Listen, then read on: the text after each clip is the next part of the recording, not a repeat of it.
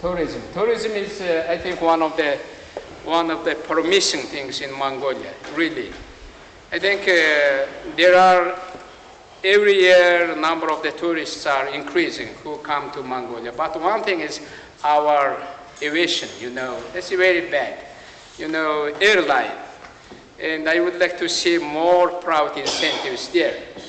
And now there are, if you would like to go from Europe, there are direct flight from Berlin. If you would like to go from China, there is direct flight. From South Korea, we have direct flight. From Japan, we have direct flight. I wish from here also. If there is private incentive in our airline business, I think there will be direct flight from here. And I really use this opportunity to come to see Mongolia. I hope you enjoy. Oh, that's good, fantastic. Usually foreign people who came to Mongolia, I see that they usually buy tickets second time to go back. That's really nice. Nice. Okay, you. It's been suggested that the Chinese mines inside Mongolia are flouting mining regulations, particularly regulations concerning the clean-up of land when mining operations have ceased, and that this is causing serious damage to the Mongolian countryside and the nomadic way of life. Do you think this view is true? And if so, how would you tackle it? How would you control the Chinese mining companies? Chinese mining company, there are, many people think that if you say Chinese, I think there are very high quality companies. There are already in China. I usually say copying is good. If you are underdeveloped, but I support Chinese copy. That's good. Now China is doing, after copying, they copied for 10 years, now they learn to do. Many people in the Western world, they don't understand, this free market economy, and they was dismantling the communism actually that unleashed almost 2 billion people who has the same expression to live like in United Kingdom, like in the United States. Because of that, there is great demand. There is unleashed 2 million people, free people. I would like to have same TV stations like you have, I would like to have same car as you have. I would like to work on same computers. My children want to work there. I would like to have iPad. Those things. Because of that, there is great demand. Now China is doing that. Of course, there are some companies has a bad reputation, and usually in order to tackle that problem, we usually put high standard. To Chinese company. If you meet this standard, you are Chinese or not Chinese, you are welcome to Mongolia. That's it. We are trying to raise that bar, that standard. And that's the one way to approach to that problem. Is the here? Okay, you. Yeah, after that. Yeah. European economic debt crisis. Yes. And since you have such a track record with the Mongolian budget, did you have any advice for European leaders? Yeah.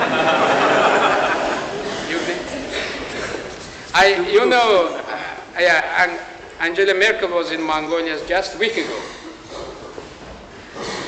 And just today, I actually asked, when I met David Cameron, I asked, what do you think this European crisis, Euro crisis, financial issue, how it will go far?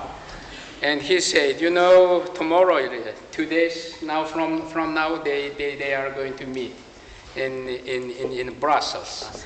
And also, I think it seems Prime Minister David Cameron is very worried about this, even though Great Britain is not Eurozone country. That's a real worry he has. And I said, we have a 20% of growth, economic growth. If you like, we would like to lend maybe 5% of them to you, in cooperation. Please come to Mongolia. You have a good financial institutions and you have high tech, and please come to Mongolia. And he was, I think he was pleased with that offer. Yeah, I really want to see Europe as a one family, European Union countries to succeed. I hope Europe and those nations, those leaders has that capability, to address that problem, to solve that problem. I really believe in that. There should not be big panic. You know, if they want to solve that problem, I think they have to engage more. Go to China, go to Russia, go to Mongolia, you know, doing business together. And really, engagement is very important. Okay, from here, yeah, you. Yeah.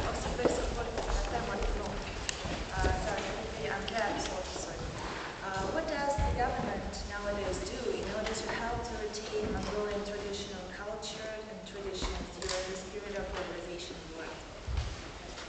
Usually I give the lectures first classes when our school year start. I give the first class on TV, nationwide broadcasting. Our school year starting September 1st, every year. First class is presidential. I initiated that.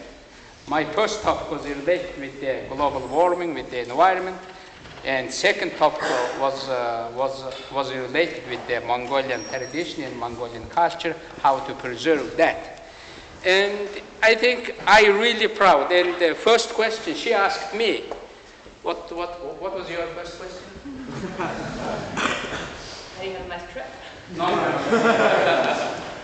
What is your best accomplishment? Oh, the interviews, yes. What's your proudest achievement? She asked me, what is your most proudest achievement? I said, you know, my bust. You know, in order to be born in this earth, I have to find this universe. After finding this universe, I have to find this earth. After finding this earth, I have to find my country, I think. I found Mongolia and I born there. That's the most proudest achievement of me. You know, became the Mongolian and born there. That's it. All others are, you know, complementary, yeah? That is one of the proudest achievements. And I usually say that when we talk to the globalization, every country should bring their own. If you go to Mongolia, if it looks like here, it's not interesting. If you go there, Mongolia is exotic. Mongolia is some way different. You like that, yeah? Because of that, we have to keep that tradition. We have to keep that culture.